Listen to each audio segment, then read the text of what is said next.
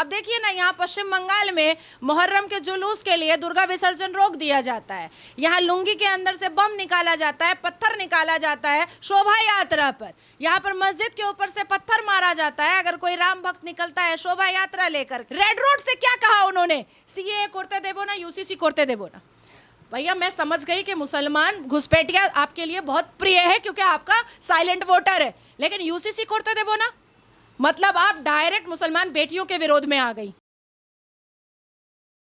बंगाल की राजनीति हर समय चर्चा में रही है। दीदी किसी भी मुद्दे को लेकर के अपनी तल्ख तेवर में अपने बयान को देती हैं। इसी के तहत वो मोदी जी को क्या हो गया, वो कह रहे हैं कि यहाँ घुसपैठियों को पनपाया जा रहा है। बंगाल के सभी वर्ग को लेकर चलने वाली दीदी पे इस तरीके का आरोप।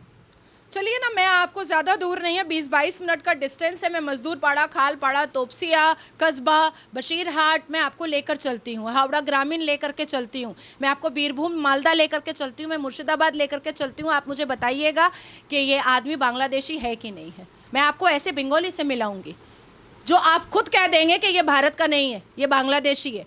और बहुत नज़दीक में अगर चलना है तो चलिए पिकनिक गार्डन चलते हैं। वहाँ पर तृणमूल कांग्रेस के एक बड़े मुसलमान खान बाबा नेता ने करोड़ों रुपए की संपत्ति बनाई है, अरबों खरबों रुपए की संपत्ति बनाई है। बेटा इलीगल कंस्ट्रक्शन का धंधा करता है, इलीगल डेवलपर जन्म देता है, और जितने भी उसके झुग्गी झोपड़ी हैं वो सब में सीरिया, पाकिस्तानी, बांग्लादेशी, रोहिंग्या मुसलमान रहते हैं। और बेटा और बाप का काम क्या है खान बाबा का, अपने अपने एमएलए और काउंसलर के लेटर हेड पर आइडेंटिटी का लेटर देना,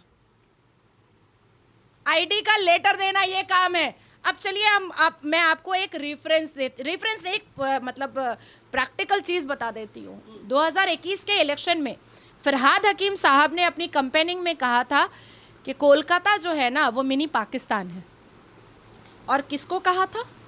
उन्होंने कहा था द डॉन न्यूज़पेपर के एंकर को, और ये पूरी दुनिया जानती है कि the don newspaper Nawaz Sharif का समर्थक है, पाकिस्तान के अभी भी जो प्रधानमंत्री हैं उसका समर्थक है। मेरे पास तो द डॉन नहीं आया, मोदी जी के पास तो द डॉन नहीं गया, भारतीय जनता पार्टी जो बंगाल के नेता हैं उनके पास तो द डॉन नहीं गया, फरहाद हकीम के पास द डॉन क्यों गया? और फरहाद हकीम पाकिस्तान और द डॉन को खुश करने के लिए ये क्यों बोले कि कोलकाता तो मिनी पाकिस्तान है? इसका मतलब है कि तृणमूल कांग्रेस पार्टी की ये अपेक्षा है, तृणमूल कांग्रेस पार्टी की ये स्ट्रैटेजी है कि किसी भी तरीके को पश्चिम बंगाल को बिल्कुल बंगलिस्तान बनाना है, चाहे जो हो जाए। और उसकी स्ट्रैटेजी आई थी जावेरिया, वो है यही है पाकिस्तान से जो आई थी, यही है, यही फल फूल रही है, कहीं नहीं गई है, यही पड़ी हुई है, नहीं भागी। और मैं आपको एक और बात बता दे रही हूँ कि तृणमूल कांग्रेस पार्टी के एक ऐसे भी मंत्री हैं जिनका डायरेक्ट लिंक और ख़ानदान और ब्लड पाकिस्तान का है, ये भी मैं आपको बता दे रही हूँ। ज़्यादा मैं इस बारे में बोल नहीं रही हूँ क्योंकि काफ़ी बड़े कोर्ट में ये मामला मेरा ही चल रहा है, मैंने ही फाइल किया हुआ है। लेकिन वो तो ये कहते हैं कि यहाँ पे सभी धर्मों को लेके चलती हूँ मैं, इसीलिए तो राम मंदिर का जिस दिन उद्घाटन हो रहा था सभी वर्ग के धर्म गुरुओं को साथ में लेके निकले थे। हम वैसी राजनीति नहीं करते। हाँ, एकदम सही कहा आपने। इसलिए कभी काली घाट में उनके घर के सामने जाकर के जय श्री राम बोलिएगा, देखिए जेल का सलाख कैसा होता है, वो दिखा देंगी वो आपको। अच्छा, क्यों डर लगता है, मतलब जय श्री राम से क्यों चिढ़ती है? अब क्या पता, उनके वो शायद मरेंगी तो इन्ना लिल्लाहि व इन्ना इलैहि राजिऊन पढ़ा जाएगा, राम नाम सत्य है नहीं पढ़ा जाएगा, यही बात हो सकता है। अब देखिए ना, यहाँ पश्चिम बंगाल में मुहर्रम के जुलूस के लिए दुर्गा विसर्जन रोक दिया जाता है। यहाँ लुंगी के अंदर से बम निकाला जाता है, पत्थर निकाला जाता है शोभा यात्रा पर। यहाँ पर मस्जिद के ऊपर से पत्थर मारा जाता है अगर कोई राम भक्त निकलता है शोभा यात्रा लेकर के। श्रीमती ममता बनर्जी अफ्तार करती हैं तो 2 घंटा समय देती हैं। श्रीमती ममता बनर्जी रेड रोड में मुसलमान मर्दों के भीड़ में जाकर के हेटरेट भाषण देती हैं ईद में तो 2 घंटा समय देती हैं। लेकिन जैसे ही शिव जी की पूजा करने जाती हैं तो दूध और फूल फेंक करके बोलती हैं शोमा ही नहीं हमारे पास है, उनके पास समय नहीं होता है। राम नाम निभी जेले पाठिए देवो, ये उनका ही कहा हुआ था भैया, ये हमारा कहा हुआ नहीं है। आपको कब दिख गई वो पूजा पाठ करते हुए? वो कहती जरूर है कि वो ब्राह्मण औरत है। वो तो कहती मैं ब्राह्मण हूँ, मुखर्जी तो ब्राह्मण ही होते हैं ना। नहीं, एकदम बहुत अच्छी ब्राह्मण है। तो फिर ब्राह्मण कब से अवतार करने लगा? ब्राह्मण कब से ईद की नमाज पढ़ने लगा? कब से? और ब्राह्मण को कब से भगवान राम से नफरत होने लगी? और जो बगल में ईद की नमाज में मुल्ला मौलवी बैठता है, वो कब से ब्राह्मण को ईद की नमाज में बुलाने लगा? वो कब से अफ्तार का खजूर खिलवाने लगा? वो कब से इतनी पाक मुकद्दस जगह पर, जिसको काफिर बोलते नहीं थकता है मुसलमान, ये काफिर पसंद आती है, बड़ी पसंद आती है। मुसलमानों के जुबान पर हिंदू काफिर है यही रहता है ना, पर ममता बनर्जी काफिर नहीं लगती हैं, तो इसका मतलब तो साफ है कि ममता बनर्जी जब मरेंगी तो राम नाम सत्य है नहीं पढ़ा जाएगा, इन्ना लिल्लाहि व इन्ना इलैहि राजिऊन पढ़ा जाएगा। आप इतनी तेज और इतनी धारदार बात करती हैं, और दीदी के लिए दीदी ये भी कह देती हैं कि बीजेपी वाले टारगेट करके रखें, एक तरफ मेरे लिए और दूसरी तरफ भाईपों के लिए रैकी हो रही है इस समय।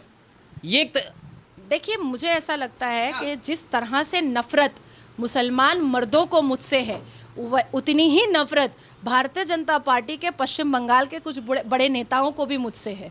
अगर किसी को भी या दीदी को भी ऐसा लगता है कि भारतीय जनता पार्टी का प्रोजेक्ट है नाजिया, तो ये उनकी भूल है, ये उनकी भूल है। मैं तो अपनी मुसलमान बेटियों के, मैं अपनी सनातनी बहनों के पक्ष में उनकी आवाज़ बन करके खड़ी हुई हूँ। मुझे तो किसी चीज़ से कोई लेना देना नहीं है। किसी ने मुझे कभी पार्टी ऑफिस में बैठते हुए देखा है क्या 4 घंटा? आप जा कर के थोड़े 2-4 बड़े नेताओं से भारतीय जनता पार्टी की बात कीजिए। जैसे मुसलमान गलियों में मुसलमान मर्द लोग मुझसे नफरत करते हैं, पश्चिम बंगाल के भारतीय जनता पार्टी के 2-4 नेता भी मुझसे वैसी ही नफरत करते हैं। तो ये जो ममता बनर्जी बार बार बोलती हैं, আমার উপরে इधर नमाजे केस করে দিল, কেন করলো, प्रोजेक्ट आछे मुसलमान में হয় আমার উপরে केस করছে। अरे भाई, तुम गलत करोगी तो मैं तो केस करूंगी, तुम गलत बोलोगी तो मैं तो केस करूंगी, तुम गलत काम करोगी तो मैं तो केस करूंगी। 12 साल से यहाँ पर मुसलमान बेटियों के लिए कुछ भी नहीं हुआ।